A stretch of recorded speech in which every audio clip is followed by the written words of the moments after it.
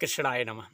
हे कृष्ण करुणा सिंधो दीन बंधु जगतपते गोपेश गोपीकांत राधा कांत नमोस्ते।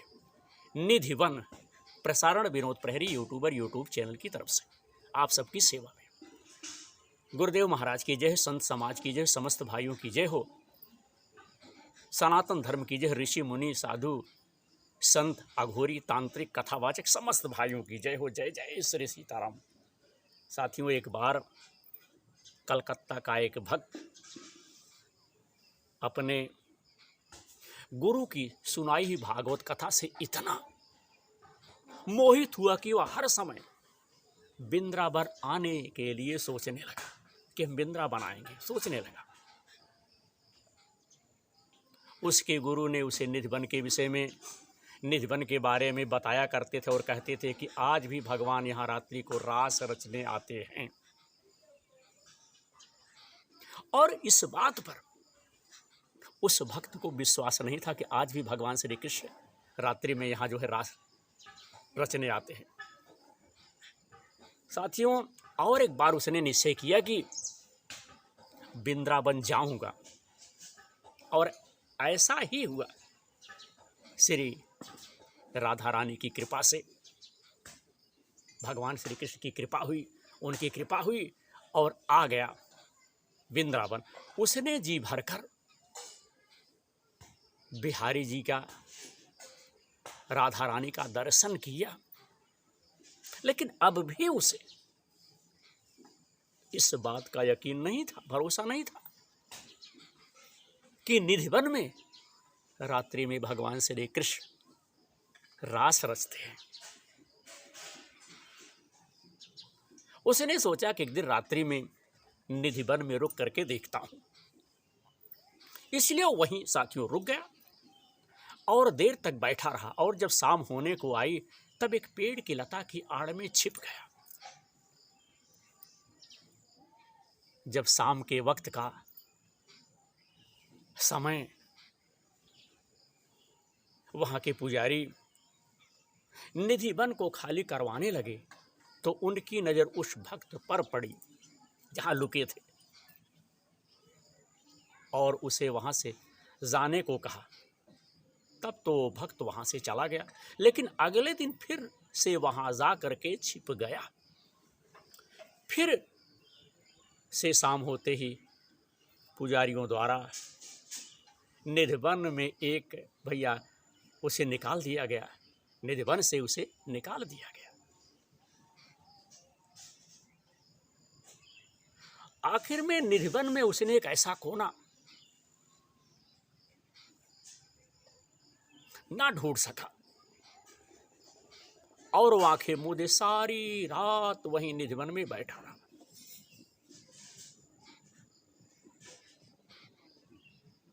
आंख मूंदे उसी कोने में बैठा रहा। और अगले दिन जब सेविकाएं निधिवन में साफ सफाई करने आई तो पाया कि एक व्यक्ति बेसुध पड़ा हुआ है, अधमरा पड़ा हुआ है और उसके मुंह से झाग निकल रही है। जय श्री कृष्ण।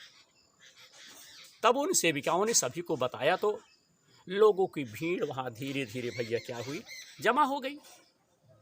सभी ने उस व्यक्ति से बोलने की कोशिश की, लेकिन वो कुछ भी नहीं बोल रहा था। लोगों ने उसे खाने के लिए मिठाई आदि दी, लेकिन उसने नहीं ली और ऐसे ही वो 3 दिन तक बिना कुछ खाए पिए ऐसे ही बेसुध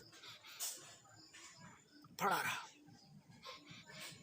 एकदम चुपचाप कुछ खाए पिए पड़ा रहा। और 5 दिन बाद उसके गुरु जो गोवर्धन में रहते थे वहां पहुंचे, वहां आए और उसे गोवर्धन अपने आश्रम में साथियों ले गए। जय श्री कृष्ण। आश्रम में भी वो ऐसे ही रहा। और एक दिन सुबह सुबह उस व्यक्ति ने अपने गुरुजी से लिखने के लिए कलम और कागज मांगा। गुरुजी ने ऐसा ही किया और उसे कलम और कागज देकर मानसी गंगा में स्नान करने जो है गुरुजी चले गए। जब गुरुजी स्नान करके आश्रम में आए तो पाया कुछ व्यक्ति ने दीवार के सहारे लगकर अपना शरीर त्याग दिया। जय श्री कृष्ण। और उस कागज पर कुछ लिखा हुआ था। मित्रों, उस पर लिखा था, गुरुजी मैंने यह बात किसी को नहीं बताई है कि पहले सिर्फ आपको ही बताना चाहता हूँ। आप कहते थे ना कि निधि वन में आज भी भगवान रास रचते हैं, रास रचने आते हैं, और मैं आपकी कही बात पर यकीन नहीं करता था। लेकिन जब मैं निधिवन में रुका तब मैंने साक्षात बांके बिहारी का राधा रानी के साथ, गोपियों के साथ रास रचाते हुए दर्शन किए। और अब मेरी जीने की कोई इच्छा नहीं है इस जीवन में, या भैया इस जीवन का जो लक्ष्य था, जो उद्देश्य था, मैंने उसे प्राप्त कर लिया, उसे मैं पा गया। और अब मैं जी करके क्या करूँगा, है? और मैं जी करके क्या करूँगा? श्याम सुंदर की सुंदरता के आगे ये दुनिया वालों की सुंदरता कुछ भी नहीं है। इसलिए आपको श्री चरणों में मेरा अंतिम प्रणाम स्वीकार कीजिए। साथियों, वो पत्र जो उस भक्त ने अपने गुरु के लिए लिखा था, आज भी मथुरा में सरकारी संग्रहालय में रखा हुआ है और बंगाली भाषा में लिखा हुआ है। कहा जाता है कि निधिवन की सारी लताएं गोपियां हैं जो एक दूसरे की बाहों में बाहें डाले खड़ी हैं। जब रात में निधिवन में राधा रानी जी बिहारी जी के साथ रास लीला करती हैं तो वहाँ की लताएं गोपियां बन जाती हैं और फिर रास लीला आरंभ होती है। इस रास लीला को कोई नहीं देख सकता। दिन भर में हजारों बंदर पंछी जीव जंतु निधिवन में रहते हैं, पर जैसे ही शाम होता है भैया, सब जीव जंतु बंदर अपने आप निधिवन से बाहर चले जाते हैं। एक परिंदा भी फिर वहाँ पर नहीं रुकता, यहाँ तक कि जमीन के अंदर के जीव चींटी आदि भी जमीन के अंदर चले जाते हैं। हरिओम। सारी जमीन के अंदर जो है चले जाते हैं। रास लीला को कोई नहीं देख सकता, क्योंकि रास लीला इस लौकिक जगत की लीला नहीं है। रास तो अलौकिक जगत की परम दिव्य लीला है। कोई साधारण व्यक्ति या जीव अपनी आंखों से देख ही नहीं सकता भगवान श्री कृष्ण की लीला। जो बड़े बड़े संत हैं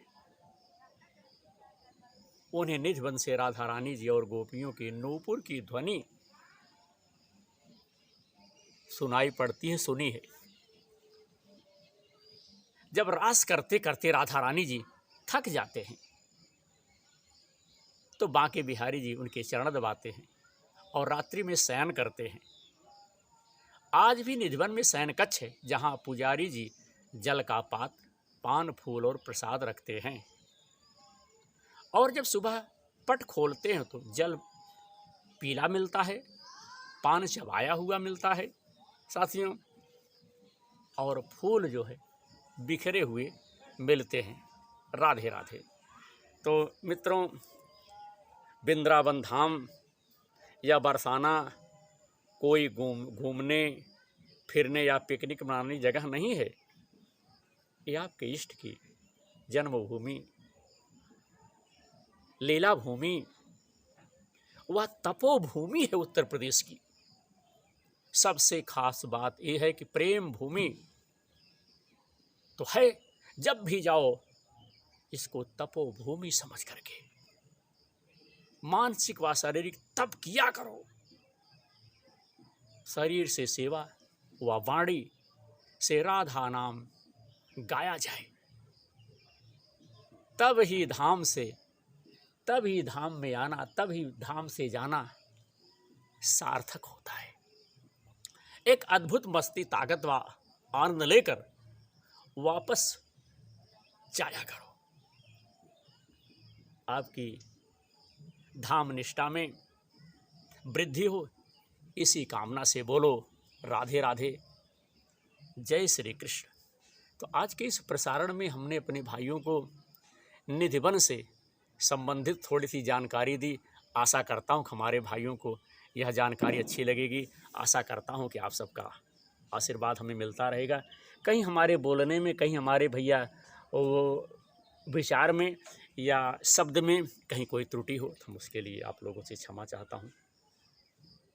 और क्षमा के साथ साथ आप सबको राधे राधे श्री कृष्ण कहता हूँ। और आप लोगों से निवेदन करता हूँ कि यूट्यूब पे सर्च करें विनोद प्रहरी यूट्यूबर, और हमारे इस कार्यक्रम से जुड़ करके धर्म के क्षेत्र में हमारी सहायता करें। जय श्री कृष्ण।